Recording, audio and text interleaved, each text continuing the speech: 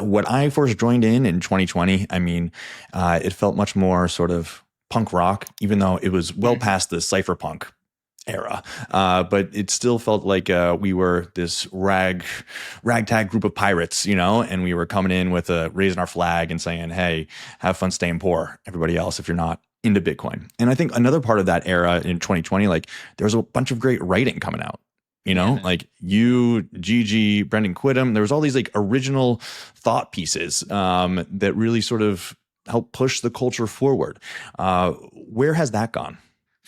Yeah, dude, I spoke about this with someone the other week. I think it was with Walker or whatever, but that was like the golden age of Bitcoin, I think. It was like there was a period where the literature was great, the community was great, the mission, like all this sort of stuff. And, to some degree, I would argue even the Corona scam helped actually because it helped give us like a common enemy. Now in sort of the absence of a common enemy, when you're winning, you start then fighting with your own people, and you're beating each other over the head instead, which is fucking retarded. So yeah, I don't know if that era is ever going to come back. Honestly, for a couple of reasons. One, I think everything that needed to be said about Bitcoin has been said. So the content, the literature, and everything is there.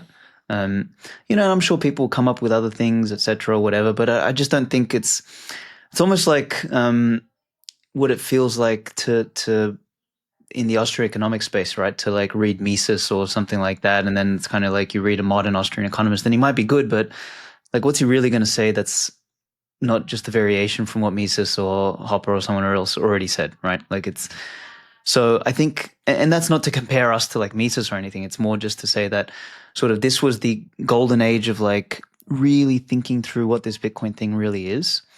And I think it also attracted a particular kind of person or character because unlike the age before sort of the Bitcoin philosophy era, um, like kind of like the class of 2011, the class of 2013, even somewhat the class of 2015, they didn't really have to do a lot to earn Bitcoin.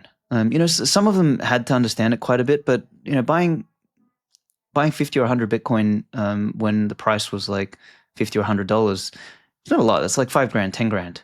Buying 50 or 100 Bitcoin when it's like $3,000 or $5,000, even $10,000, like that's a lot. Like, so most people didn't have that much, right? So, they like had to really work for their Bitcoin, and they really had to like put their balls on the line. It's like, okay, fuck, I'm going to put 100 grand into this thing and I've got 10, like, and then you sort of also realize that there was people, because the percentage difference back then was massive, like $100 versus $5,000, that's 50x. Like we haven't 50x from 5,000 still, almost a decade later, right? Maybe not a decade, but like 7-8 years. Like whereas the 5,000 with the 500 or the 50 was not long. That was a couple years. So anyway, you kind of look at these other people, you feel like a pauper, but at the same time, you're like putting 100 grand into something like that. So it called forth for a kind of character that really thought much deeper about Bitcoin and what this thing is. And maybe in many ways, like all of the writing that we did back then was like cope. We were kind of like trying to convince ourselves that, you know what, I've done the right thing here. I'm sure of it. And you're kind of like telling yourself the shit. And, humans have a tendency to converge around a concept. So it's like if you've said something and then someone else has said something and someone else, then you kind of all like, okay, well, wait a minute, maybe I'm not insane because he's saying something similar. And then you kind of get this birds of a feather flock together kind of effect. And yeah, it kind of created a golden age. And maybe that was akin to the golden age of when you sort of had the Austrian era where you had the rise of, early Austrian economics and sort of Nietzschean thinking and all that sort of stuff in the great Gilded Age of Europe, and likewise with the great ages of America and stuff like that. So yeah, man, I don't know. It's kind of lamentable that it's somewhat past, and I don't know if it's ever going to come back, man. I think it might. And I think the reason is because what you said before was, think about the founding of Bitcoin, right? We had the common enemy of the banks, Occupy Wall Street. It was the financial crisis, and everybody was focused on, oh, wow, this could maybe one day provide a way out of that. Then in 2020, we're all locked down, and they do the same exact trick they did 10 years prior, print trillions of dollars, and that gave us a common enemy again. I think whatever happens next, when we face that as a society where we know they're going to print a lot of money, but there's going to be some event, right? And I think that's the kind of situation that brings the censorship resistance and the punk rock back out of Bitcoin. Because right now we are in of course, as we said, the TradFi era. And it does feel like you're right. There were people when you got in around 2017 and you bought a coin for $3 grand, $4 grand, $5 grand, you were able to put your money that you had into it and hope that this could turn into something substantial in the future, but you still had skin in the game.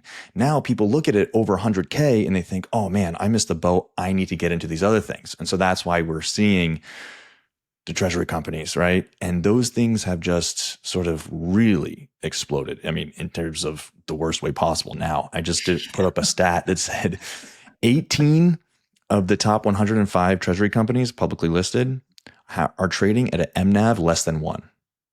Okay. Right? So, and that kind of, I mean, I don't know too much about the metrics there, but that kind of creates a downward sort of self-reinforcing situation, right? So their market cap is smaller than the Bitcoin. Than the amount of Bitcoin they have. Okay. Yeah, it's insane. I mean, there's this company in the Netherlands called Treasury. They've got $122 million worth of Bitcoin. Their market cap is $16 million. Wow. Okay. Wow. I mean, doesn't that imply that they would be a good investment in that case, or is there something else going on there? I mean, the question is, can they get the flywheel going? Once you're below an MNAV of 1, it's very hard to get the leverage and get the whole entire spinning wheel going again. What it makes them is a prime candidate to be bought out by a sailor or a larger treasury company, right? So yeah, I mean, you've steered away from all this stuff, these treasury companies. What's your view of them right now? I mean, before I give you my view on them, let me give you sort of my last. I just had a question around. So you're probably more optimistic on another sort of Renaissance age coming in, and maybe you're right. Yeah. Maybe something does come. What do you think is the catalyst to kind of get everyone on side again, and kind of? Well, I mean, I think we see it first happening over in Europe with chat control, the Online Safety Act in the UK. They really seem to be cracking down hardcore on free speech and just your ability to express yourself. And Bitcoin is built for this underground resistance movement, right? It's money for rebels to be able to transact without a third party, without the state overlooking their shoulder and telling them what they can or cannot do. And so I think if we see this crackdown happening, and it only makes sense that as we enter the late stages of this whole fiat experiment, these states are going to get more and more strict. They're going to want to make sure that they're monitoring what people say. And so when this sort of Orwellian state is being built up around us, Bitcoin is here as a alternative. And I think that that's the energy will return in the resistance form as this panopticon gets built up. Got it. Yeah. I mean, you might be right there. I mean, it's, there's no shortage of, opportunity for something really ridiculous to occur again. And to sort of polarize people once again into having a common enemy. So, yeah, I mean, I would hope that once again brings back some interesting sort of literature and culture and stuff like that. Stuff that is worth reading, worth talking about again. That is not just fucking price and nonsense. So. Okay, so I guess that leads me into then the treasury stuff. Thanks for making it to the end of the video. If you could drop a like and a share, it would help in our mission to accelerate adoption. If you're looking for more Bitcoin signal, join over 10,000 readers of our newsletter, Bitcoin News Weekly. Every Monday morning, we send out the biggest headlines of Bitcoin to keep you in the know in under 5 minutes. Links below in the description. Then come hang with us live every Monday at 11 a.m. Eastern. We break it all down live on stream with a new guest, and you can add your 2 sats in the chat. See you next week.